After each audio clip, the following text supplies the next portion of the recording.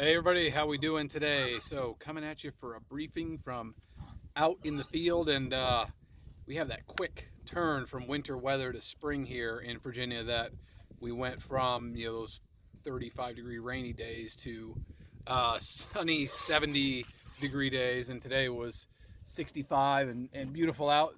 And so out here in the evening, it's about 6:30 right now, and just had to deliver some feed to these guys here behind me.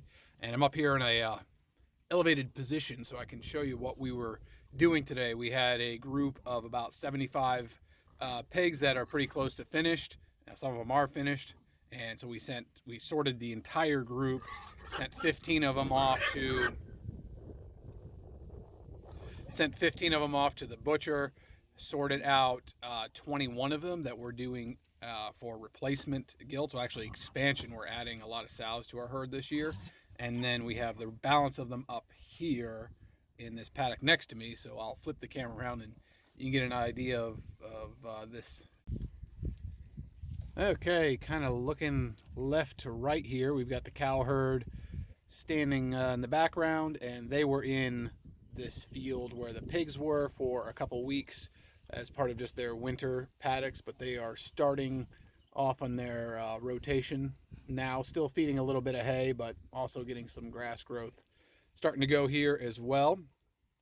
And if you look over here, down there, we actually overwintered this group of pigs there. We were moving them in the early part of the winter, and usually the ground would freeze up here, but it did not, and it was wet and a lot of rain, and so we were getting a lot of erosion issues happening as they kind of came down the road and went up that part of the hill. And so we made a decision back in December that, you know what, we're just going to put them in a very flat spot so we don't have soil loss, and we're just going to park them for the winter and build up a bunch of bedding. So that's what we did. We had some shade wagons for shelter in there, some trees, and threw a bunch of round bales in there. There's probably 60 round bales worth of bedding in that one little sacrificial paddock, and you can see there's not one blade of grass in there. But we moved them out, and now we'll go in and spread some of the dirt back out, reseed it, and kind of restore it. So definitely some pounding put on the ground because we did not get frozen weather here for most of the winter. We had the polar vortex for 2-3 weeks where we had frozen ground, but besides that, it was a mud mess.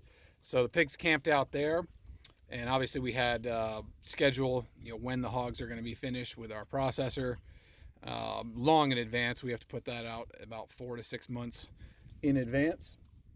And so today was the day that we needed to send off our first load of 15. So you can see the corral kind of set up down there around the tree. And what we did was went through the entire group of pigs. I knew we wanted about 20 to 25 of the good females for gilts, so we can get them bred. So we had two different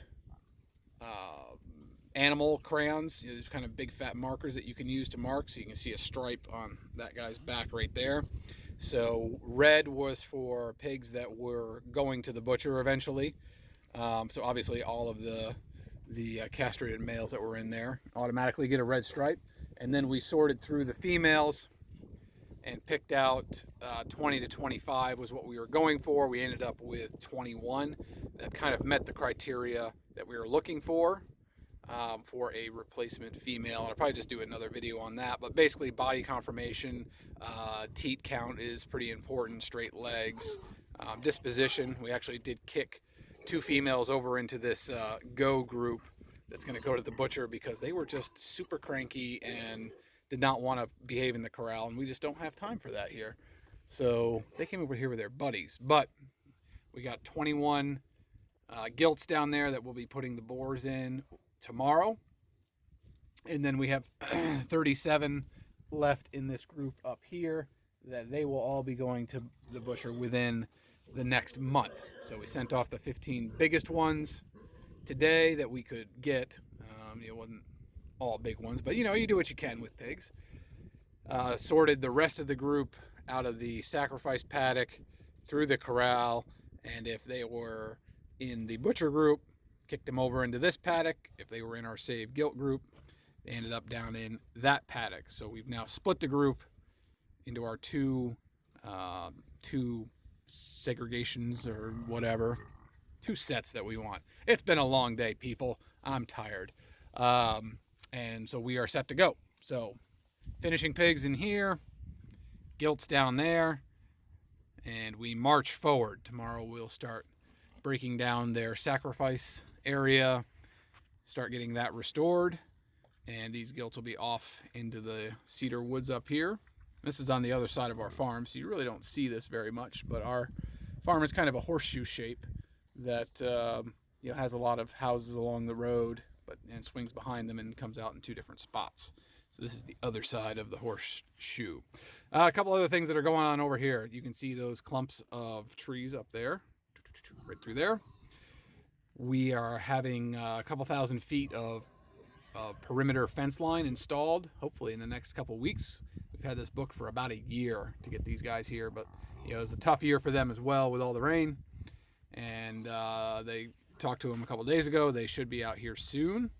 And so we've got the fence line cleared off, ready for them to go, get some fence in, and be happy. But yeah, getting into spring here. Animals are starting to move. Poultry will be going out soon. Pigs doing their thing. Doing a little bit of rooting here. You can see the fence that we use. We're using the Premier Quick Nets, and it has, I don't know if you can see, there is a wire inside.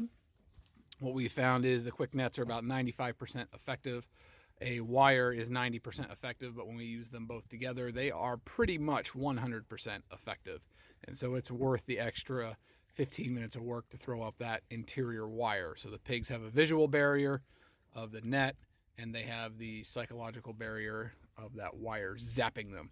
And the reason that we're using the wire on the inside is, especially with this rooting going on, like you can see this guy getting after it here, they push that dirt up on the net, shorts it out, pigs are out.